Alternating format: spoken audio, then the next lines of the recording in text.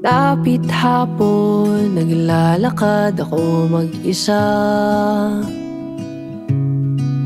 di upang makatipid, ngunit para ako'y makapag-isip-isip. Inihagis ang bato at panoorin, lumubog ito hanggang sa pinakamalalim, habang hinayaan ang sarili malunod sa lungkot, malunod sa lungkot.